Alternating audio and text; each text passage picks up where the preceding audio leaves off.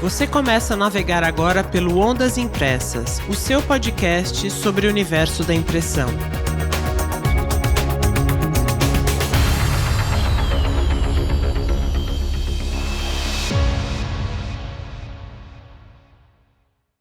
Olé, olé, militantes da impressão, eu sou Tânia Galuzzi e comigo, para mais este mergulho no universo da impressão, Hamilton Costa. Olá, Tânia. Olá, pessoal. Sempre muito bom, como sempre digo, estar aqui. Sempre muito bom vocês estarem conosco. Eu desde já dou um recado. Não esqueçam de colocar seu like, não esqueçam de tocar o sininho, não esqueçam de compartilhar esse episódio com as outras, até porque dentro do universo da impressão não tem um podcast mais abrangente do que esse. É verdade.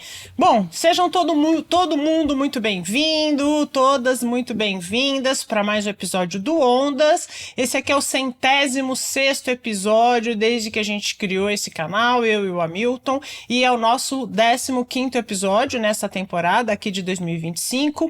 E hoje a gente tem a honra de receber uma referência absoluta na história do design de embalagem no Brasil, Lincoln Seragini, mestre de tantas gerações. A gente não precisaria de nenhum motivo para ter o Lincoln aqui. O Lincoln aqui já é motivo de sobra, mas a gente tem um motivo especial hoje. O Ricardo Sastre, diretor da Mudra Design e presidente da Associação dos Profissionais em Design do Rio Grande do Sul, um habitué aqui do Ondas, está lançando amanhã em São Paulo a biografia técnica do Seragini. E ele veio conversar com a gente aqui sobre o livro. Seragini, Ricardo, que alegria, que honra ter vocês aqui hoje com a gente. Olá, pessoal. De novo, eu agradeço muito o convite, dessa vez mega especial, né? Tânia, Hamilton, professor Seragini. Hoje a gente veio falar de um projeto que é super importante, não só para nós envolvidos, mas para o mercado de design de embalagem do Brasil, né? Uma obra que nós concluímos em 2 anos, tempo recorde, eu diria. Paramos em 584 páginas, mas poderíamos ter chegado a 1000, né? Então foi muito legal, assim, a gente vai falar um pouco sobre isso. Que delícia! Seragini, que prazer! Seragini, amigo de décadas, fala aí pra gente. Então, imagina a minha alegria estar com vocês, porque, antes de mais nada, a Bigraf faz parte profunda da minha história. Eu não só publiquei, assim, os meus artigos preciosos, né, numa época que não existia literatura sobre embalagens.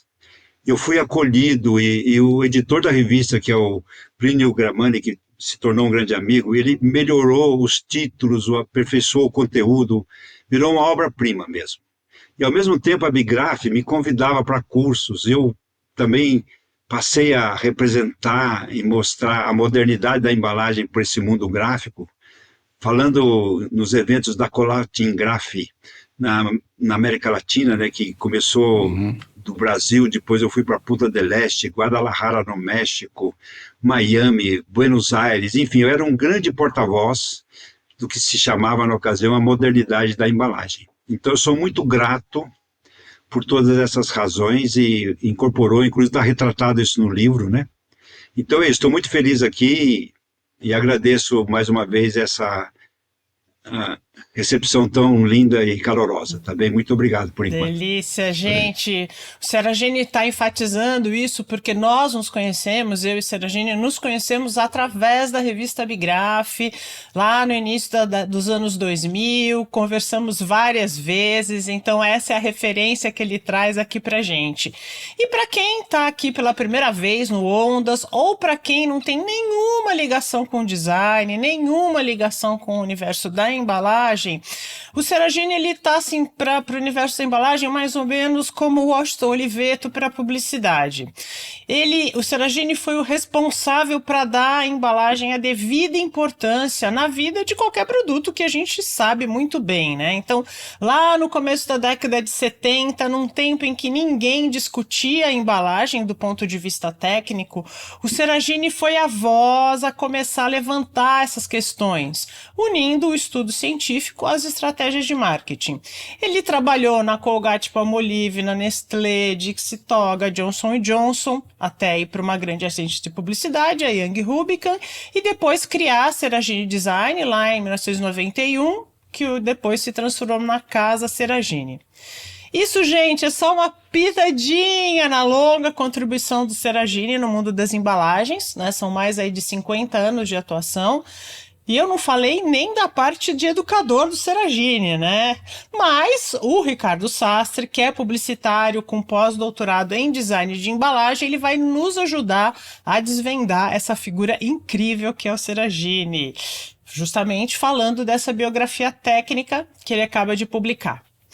Pessoal, e nos dias de hoje, com a dimensão e a importância que as embalagens tomaram, a escolha do material, né, a escolha da matéria-prima é ponto de partida para a jornada de sucesso de qualquer embalagem e, consequentemente, de qualquer produto. A Blend Paper, fabricante de papéis coloridos e texturizados, quer estar do seu lado, dando suporte ao desenvolvimento do seu projeto de embalagem desde o início. E a escolha do material para o seu projeto pode, inclusive, envolver o uso de fibras alternativas, né, Hamilton? Vindas, não é, do processo produtivo do seu cliente. Tá com uma ideia na cabeça? Entre em contato com a Blend Paper, você vai se surpreender. Não, vai mesmo, especialmente com as fibras especiais, texturas, etc. Fantástico. Bom, vamos lá mergulhar na ciência da embalagem, entender por que é tão importante registrar a evolução do pensamento e do trabalho do Seragine e como esse conhecimento todo se aplica e se reinventa hoje diante das demandas atuais cada vez mais complexas.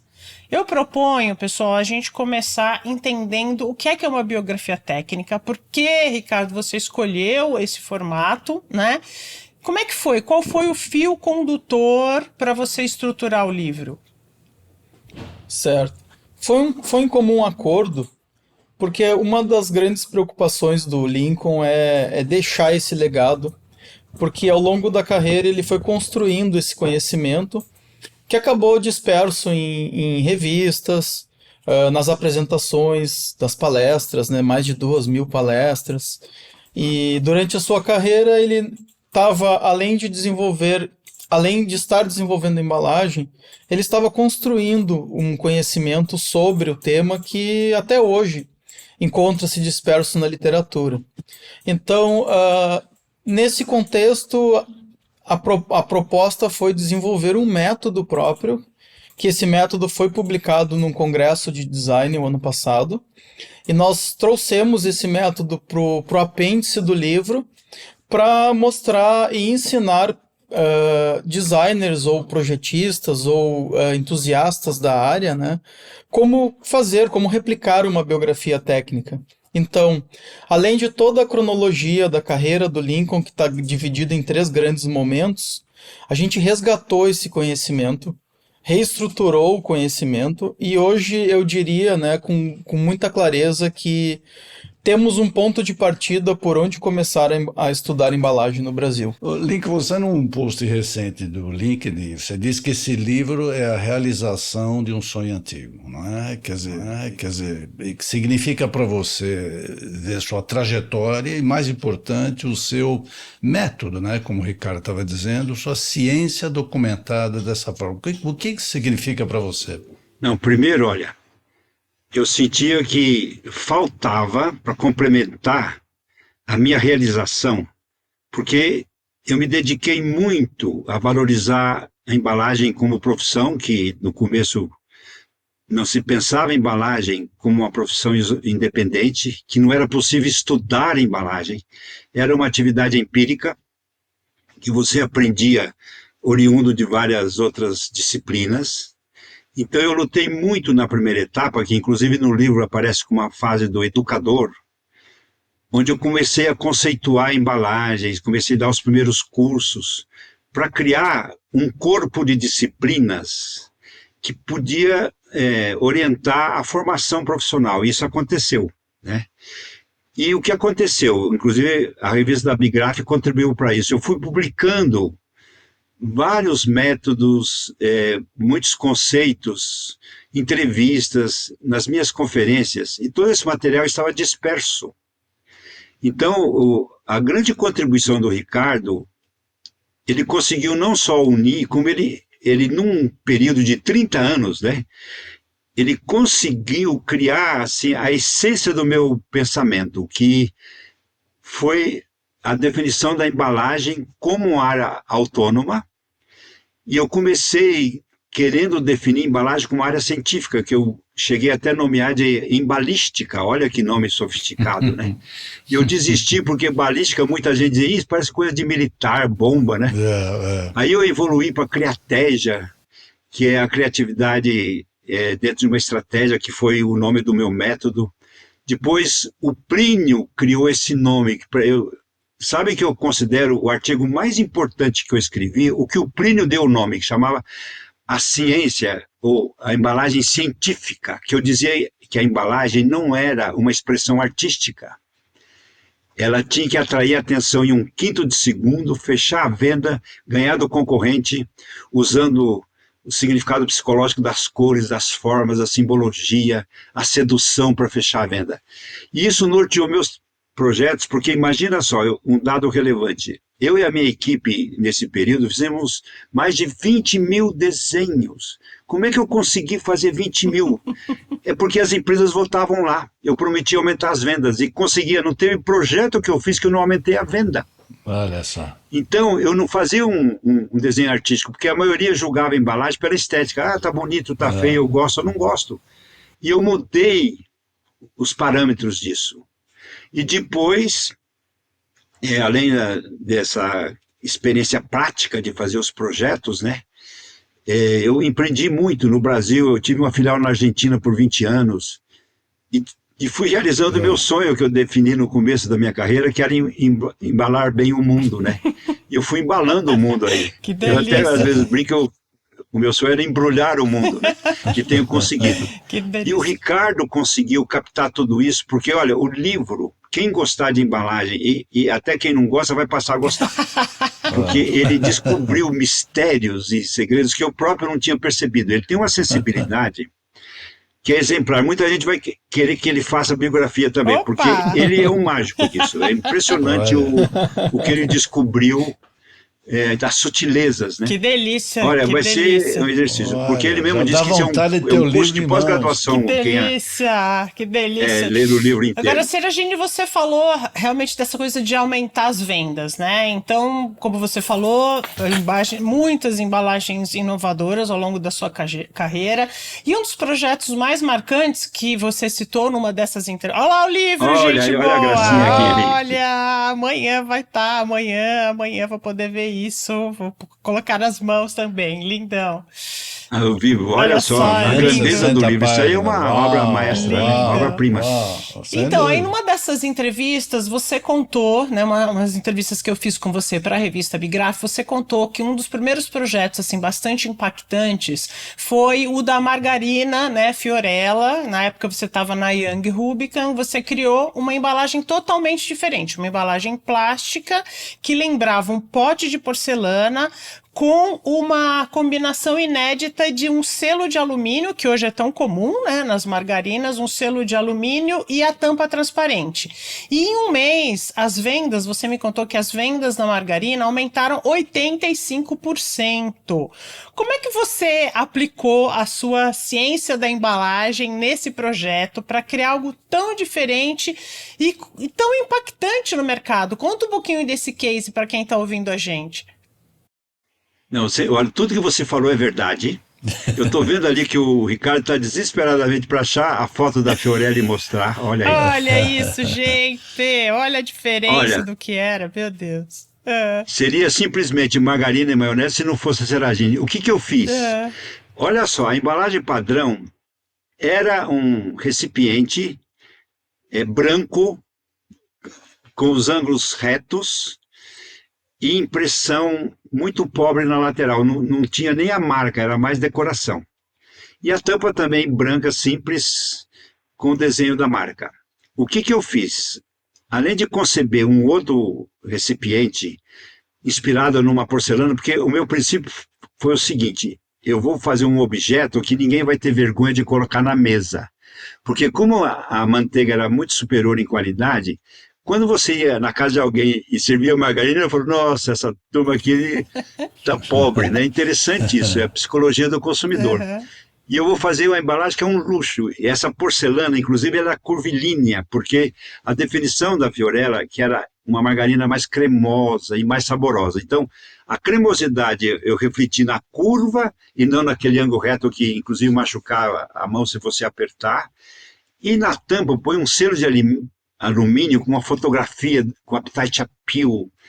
E tinha uma tampa também transparente que você tirava o selo, colocava, e era realmente um Depois objeto usava até assim. decorativo. E as vendas iniciais foram acima de 85% mesmo. Incrível, né? E foi um sucesso astronômico. Só que eu aprendi uma grande lição e a empresa também. Sabe que a embalagem tem que ter um equilíbrio entre a qualidade real do produto, a imagem de qualidade e o preço que vende. É. Nesse caso, assim, foi dourado a pílula. Quer dizer, a embalagem estava muito acima da qualidade real, porque todo mundo Produto. sonhava em encontrar a manteiga. Aquele sabor, e não se alcançava era ainda o sabor tão margarina. importante. E sabe que depois do lançamento, 6 meses depois, o produto foi retirado do mercado? Porque o consumidor deixou de comprar porque ele considerou que a embalagem estava vendendo uma falsa imagem. Olha só. Que era um problema histórico das embalagens, que a embalagem engana. Uhum. Então eu tomei, inclusive, cuidado disso. Eu criei, o Ricardo, ele explorou muito no livro um conceito que eu criei da embalagem ideal, que é um ponto de equilíbrio entre a qualidade real, a imagem de qualidade e o preço. Entendi. Você tem que encontrar um equilíbrio para dizer o seguinte: embalagem não é um desenho aleatório. Ele tem que ter esse compromisso com o nível de qualidade e a sedução para vender. E por isso que eu tive o sucesso que eu tive. Eu fiz uma embalagem científica. Muito bem, isso aí já explica nossa. tudo. Agora, O Ricardo, ele tem mais coisa para falar, porque, enfim, eu fico até olhando a carinha, ele fica tão feliz, né? deixa eu só Porque agora ele tem um deixa eu filho só novo, fazer agora mais tem uma um filho pergunta que aí pro esse Seragini. livro... Peraí. Seragini, agora tudo que é novo, né? E você colocou várias coisas novas aí, tudo que é novo gera uma resistência. Como é que as pessoas que trabalhavam com você, ou mesmo as marcas, como é que elas absorviam tanta inovação, né? Tinha muita resistência naquela época ao que você propunha? Não, olha, isso, eu diria que a maior riqueza que eu tive foram as equipes e os líderes, porque, lógico que para contratá-los, eu já ficava atento a visão, né, e a própria atitude da pessoa em relação ao novo, se gostava de desafios, etc. E o que acontecia? A Seragini foi o sucesso que foi porque eu sempre desafiava os clientes a definir o máximo que eles podiam, e muitas vezes ele próprio não esperava, porque eu sempre surpreendia com as ideias além do que ele pensava. Eu inovei, eu que fazia o briefing, isso aí vocês não fazem ideia, o impacto que deu na ocasião, que eu dizia para o Martin, não, você não precisa fazer o briefing, eu faço o briefing, você só dá os seus objetivos, porque eu que entendo do design, eu que sei que informação eu preciso. Eu fui um pouco arrogante nisso, mas eu mudei a regra do jogo. Por isso que eu fazia tudo isso. E a minha equipe falou, já vem aí o chefinho com aquelas ideias desafiadoras, encrenca, né? E eu falei, isso mesmo, nós temos que vencer o difícil. E eles gostavam disso, porque muitos saíam de lá e depois reclamavam, falaram, olha, eu lamento não ter mais os desafios que você me obrigava a fazer. Então o ser humano é isso, gosta do desafio. E eu sou o campeão de liderar equipes criativas e estimularem a se superar e ir para o infinito. Por isso que eu sou assim e fiz tudo isso, né? Tá certo. Tá bem? Legal. Agora, Ricardo, conta um pouco, como é que você até mostrou esse case aí dentro do livro, como é que esse case e ou vários outros, imagino eu, são apresentados na biografia, tá certo? E onde vocês imprimiram o livro? Conta. Certo. Nós fizemos a impressão na Gráfica Santa Marta, em São Paulo. Inclusive, já faço um agradecimento aos todos os nossos apoiadores, né? A Gráfica Santa Marta, a Papyrus, que é um grande apoiador também, a Solupac Embalagens. Depois nós temos os patrocinadores do próprio evento, né? E todos os apoiadores institucionais foram super importantes para que essa obra saísse do papel efetivamente, né? Imagina que um livro de capa dura, com uma embalagem rígida, 584 páginas, todas elas coloridas, num coucher fosco, 115 gramas, é um projeto, né, significativo assim, em termos de custo, mas extremamente importante para mostrar a grandeza da obra do Seragini. Em determinados momentos nós até fomos questionados, por que não transforma isso em 2 ou 3 volumes? E aí até o professor comentou comigo, eu disse não. A primeira edição tem que ser uma edição robusta para exatamente mostrar toda essa trajetória, toda essa carreira, né? Literalmente tem peso, né? Tem peso. Não, ele praticou que tamanho é documento, viu? Mas aí o Hamilton te perguntou com relação a se tem outros cases. Se você quiser falar um pouquinho da estrutura do livro também, Ricardo, o que as pessoas vão encontrar, como é que vocês... Acho que parece que são 3 marcos, né, da trajetória dele. Se você quiser falar rapidamente da estrutura e como os cases estão apresentados... Certo. Bom, a gente traz uma cronologia, uma espinha dorsal, né, de toda a carreira, num primeiro infográfico. E aí nós dividimos em 3 grandes momentos, que é o Seragini promotor, que foram as experiências nas grandes indústrias, né, que já se integra com o Seragini educador, que nessa fase nós trouxemos esses conhecimentos todos estruturados, e a última fase de realizador, que foi quando iniciou o processo de empreendedorismo em 1981.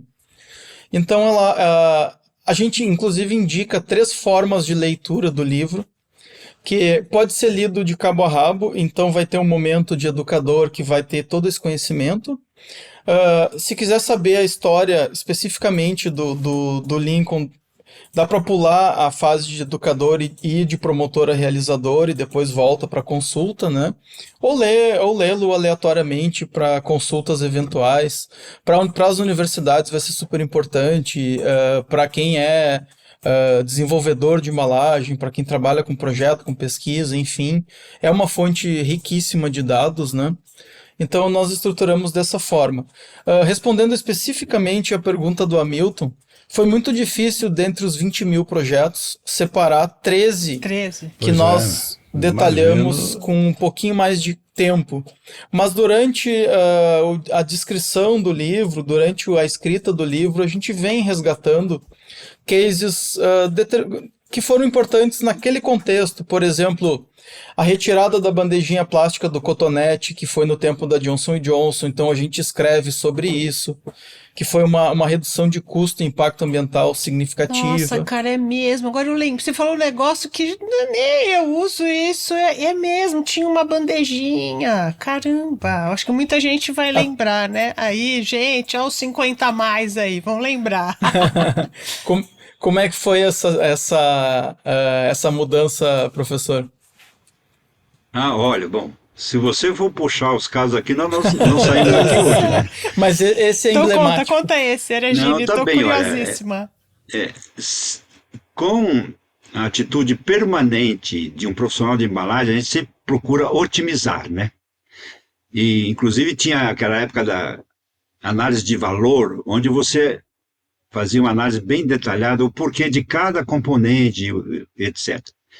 E no caso do Cotonetes, a máquina tinha uma velocidade muito grande e para ela funcionar precisava dessa bandeja para posicionar primeiro as hastes e depois introduzir no cartucho. E só que a bandeja, por ser de PVC, custava mais caro que o cartucho.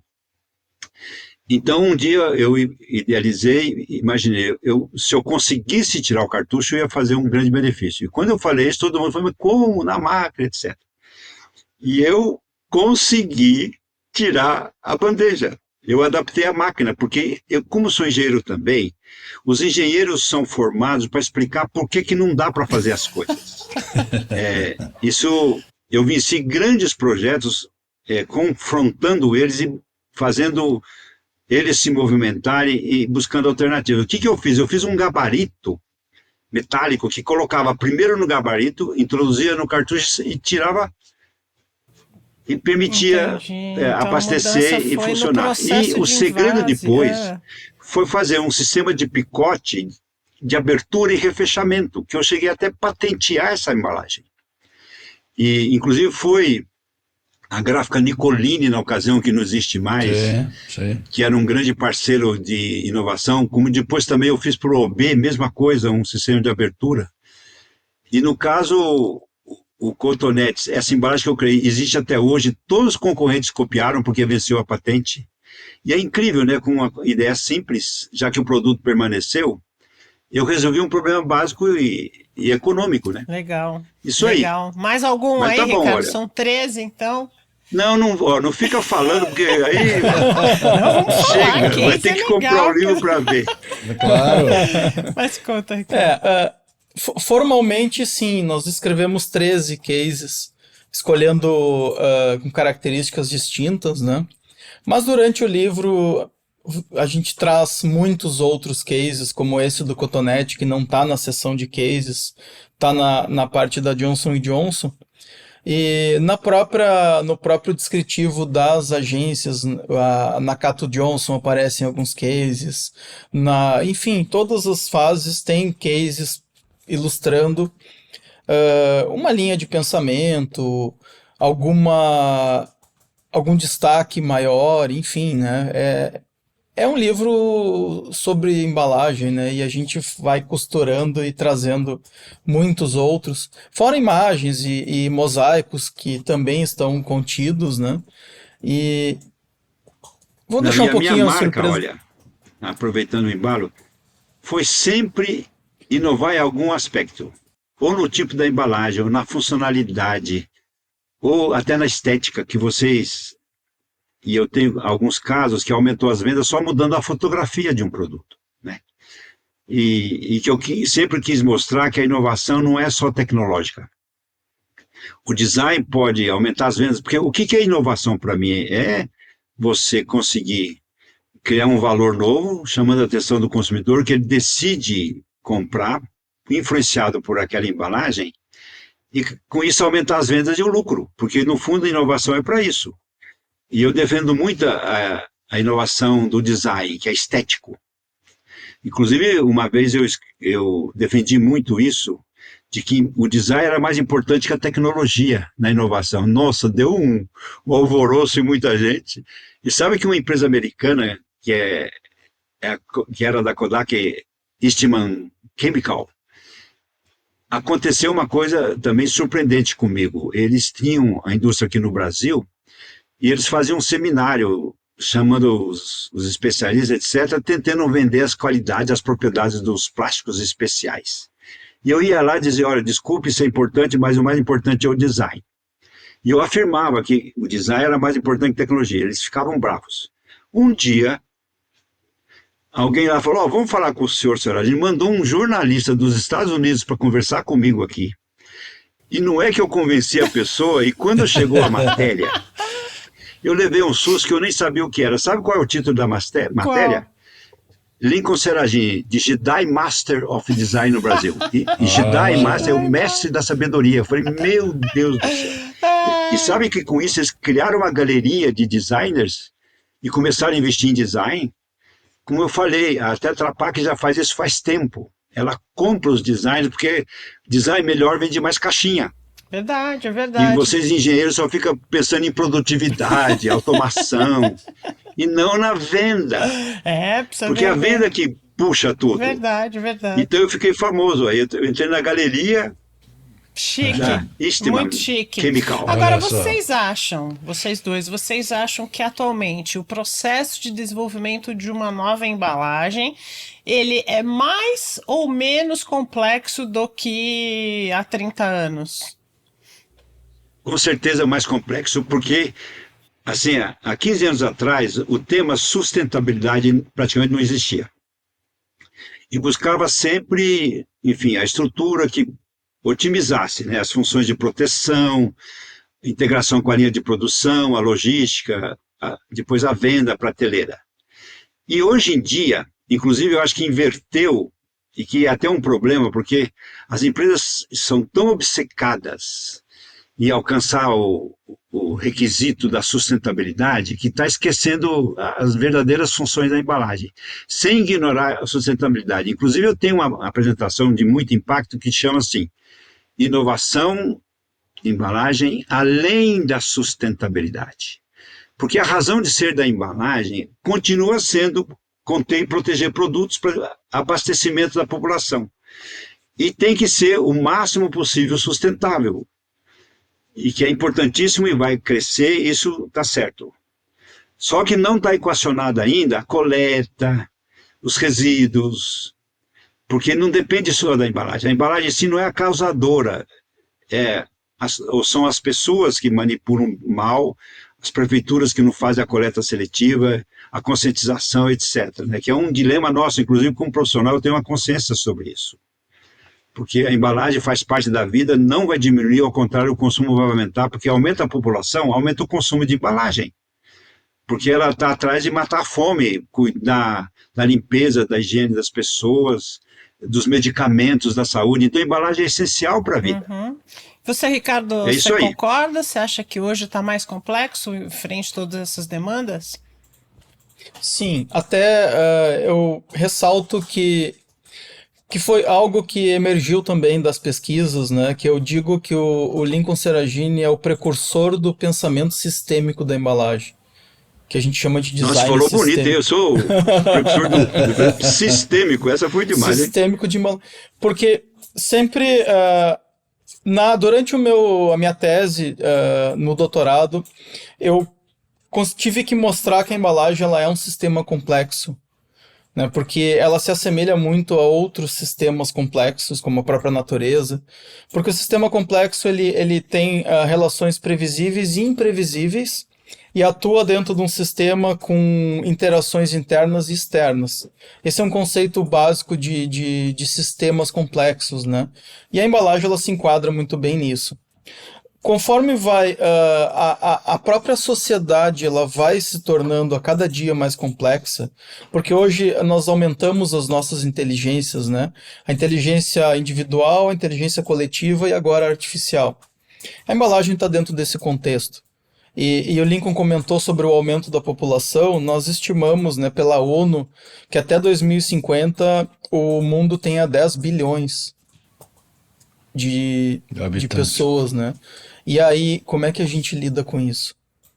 A embalagem ela tem um papel, sim, fundamental. Ela gera impacto, assim como qualquer coisa na vida. Nós geramos impacto. Existe até um estudo que cada ser humano no planeta ele gasta 1,7 hectares de planeta para sobreviver.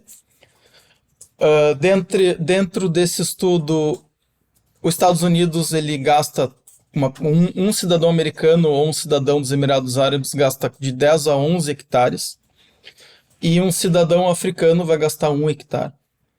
Aí já mostra uma certa desigualdade e o quão importante é o desenvolver uma embalagem ideal para que essa população seja alimentada com um molho de tomate a 99 centavos.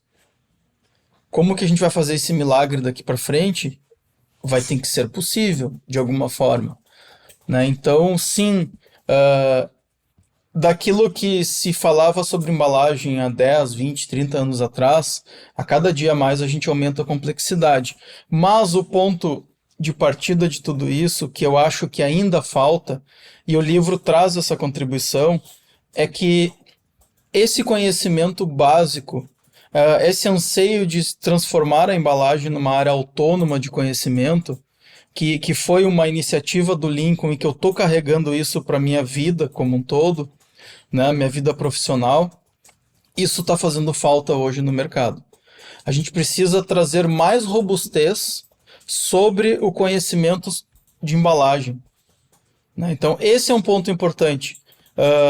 precisamos sim dar um passo atrás para poder dar um passo à frente e enfrentar essa complexidade que vem por aí. Perfeito. Bom, além dos mais de 20 mil projetos que você desenvolveu, Seragini, você também é um educador nato, como o Ricardo já falou aqui, né? Tem uma parte do livro dedicada a isso, né?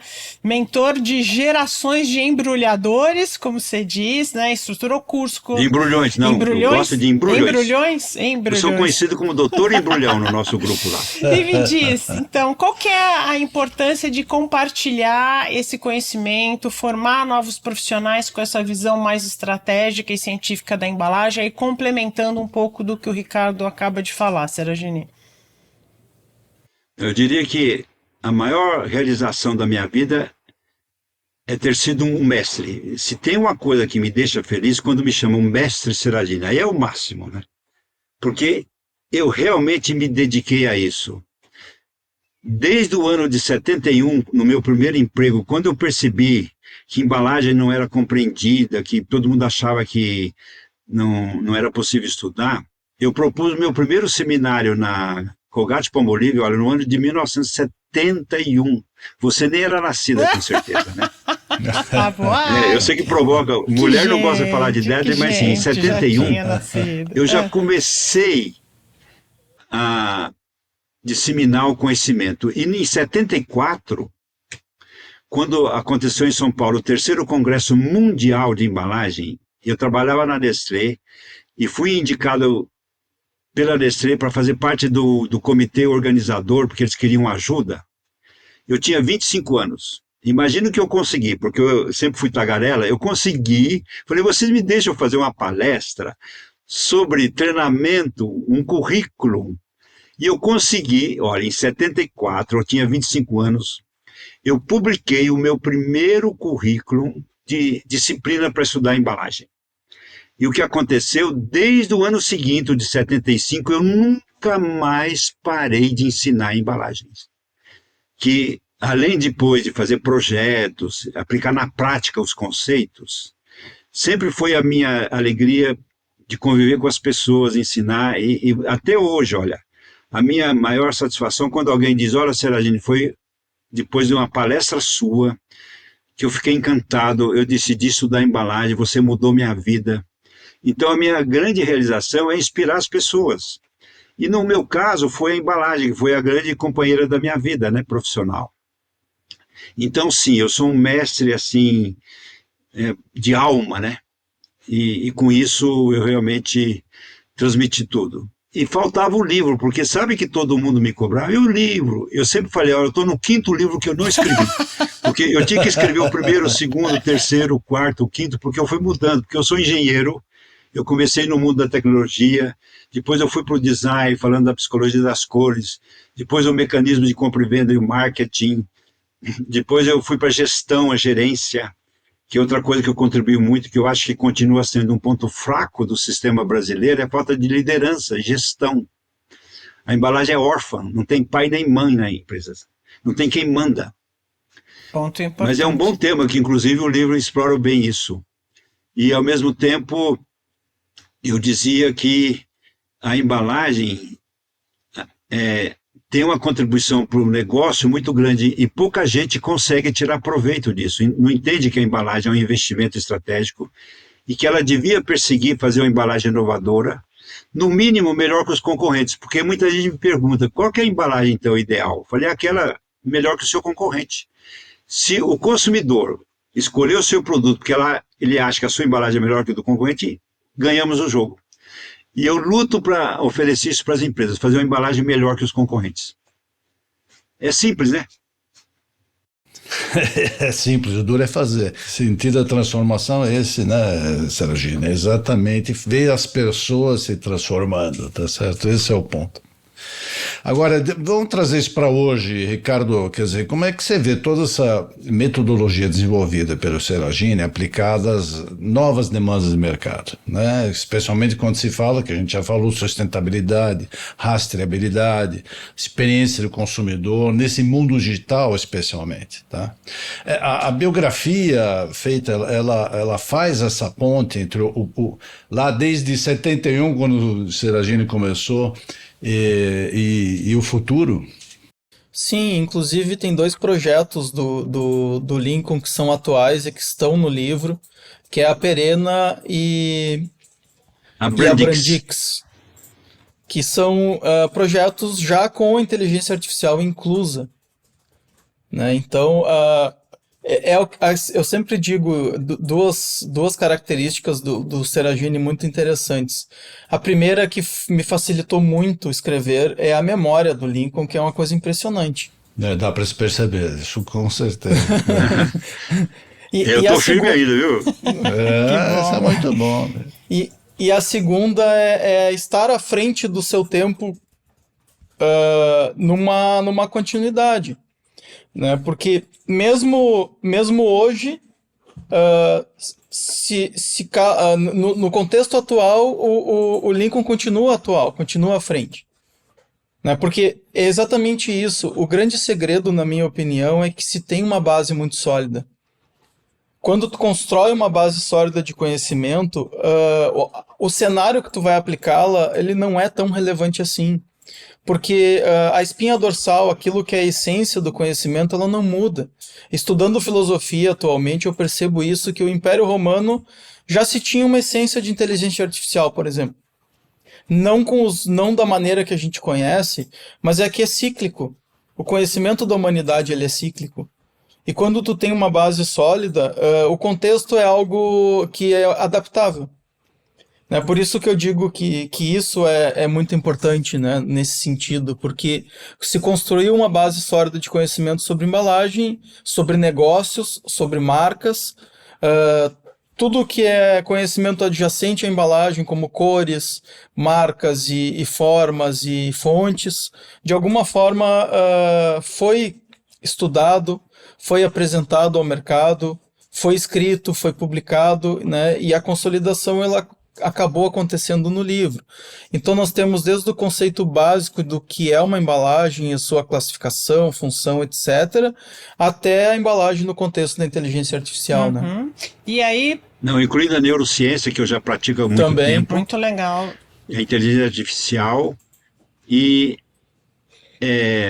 o próprio Ricardo, ele resumiu na capa do livro bem uma síntese do meu perfil. Ele diz, olha que bonitinho ele escreveu, um visionário que Um visionário que não sei. Tá na capa transformou do a livro. embalagem em profissão. Olha, isso para mim é tudo, né? Que delícia. Ele conseguiu numa frase, porque o meu maior orgulho é ter contribuído para transformar a embalagem numa profissão importante.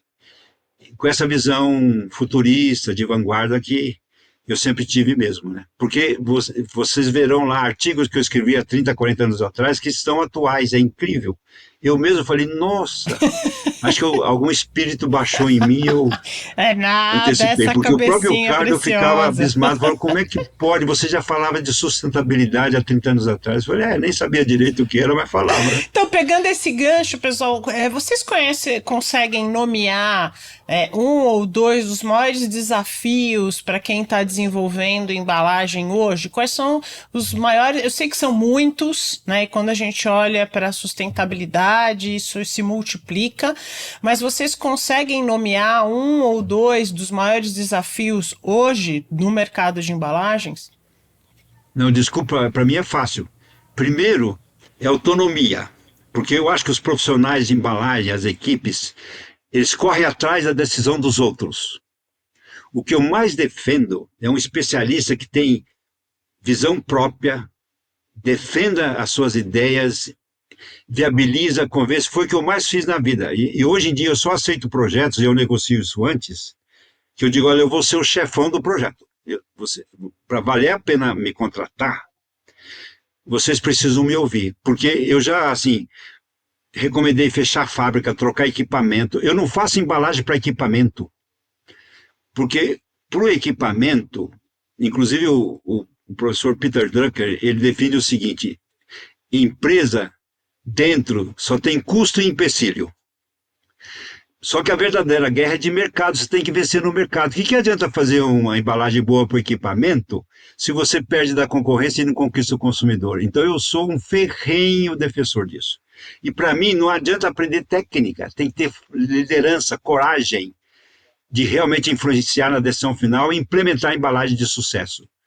Então, para mim, é o mais importante, porque conhecimento técnico sobra até profissionais. Hoje, com a inteligência artificial, você tem informações, mas na hora H de decidir, de levar a empresa a tomar a decisão, aí que a coisa fraqueja. Então, para mim, essa é a fraqueza do sistema ainda. Falta coragem e liderança, tá bom? Espero que acorde muita gente para tomar coragem e falar, agora é comigo. E não sair correndo atrás, porque eu dizia no começo que a turma não desenvolvia embalagem, ficava caçando embalagem, ver qual fornecedor que tinha um molde, quem que podia fazer aquela minha caixinha, e não concebia coisa original. Eu defendo o original, autêntico.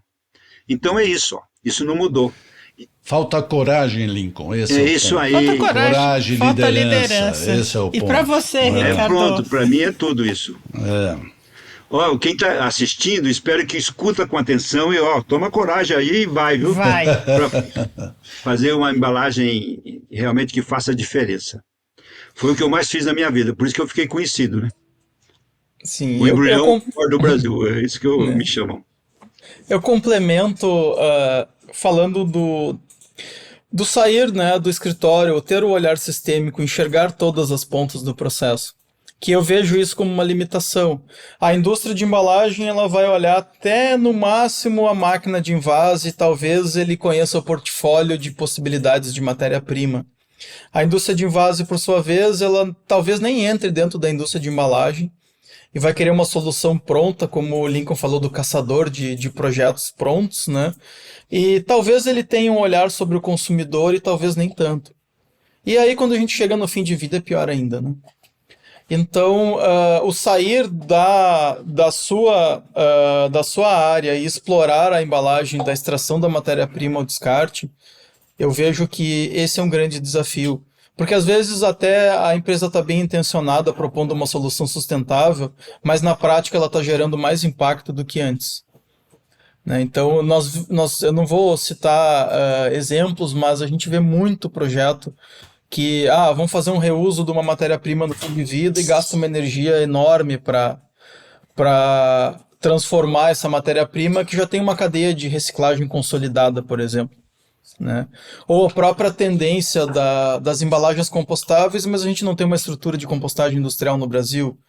Então, hoje um dos principais problemas em aterro sanitário é o resíduo orgânico. Eu coloco uma embalagem compostável no aterro sanitário, eu estou aumentando o problema ao invés de melhorar. E muitas vezes o consumidor ele percebe como uma solução, mas nem sempre é a melhor solução, né? Então, como montar esse quebra-cabeça e como trazer esse olhar crítico para a equipe de projeto, eu vejo isso como um grande desafio, né? Além da atitude, isso, obviamente.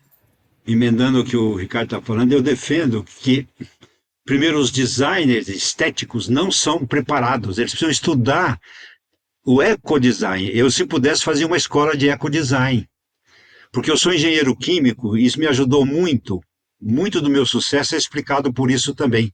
Eu fiz pós-graduação em tecnologia dos polímeros, numa escola importante aí. Então, eu tenho realmente essa visão de conjunto, né? Em detalhes, nas moléculas, até a psicologia da cor e da venda. E os designers são superficiais, não é um demérito, mas é o seguinte, eles não estão preparados para essa nova onda. Inclusive com a inteligência artificial não adianta ter informação. Além da liderança e determinação, precisa ter conhecimento básico. Sem contar que, inclusive na minha carreira, muito do meu sucesso, que eu garantia para as empresas que as embalagens que eu criava eram possíveis de serem fabricadas e impressas. Os designers não têm nem noção dos processos de impressão. Quantas vezes chega na hora de implementação, fracassava porque não podia reproduzir as fotografias ou não tinha noção do número de cores, coisa básica. E eu, inclusive, vendia que eu ia na máquina provar as cores no tempo do Prelo. E isso tudo garantia que as embalagens que eu criava eram implementadas, por isso que todo mundo gostava e repetia o pedido comigo, né? Então é isso, olha, a embalagem tem que ter mesmo essa visão também prática, né, de implementação.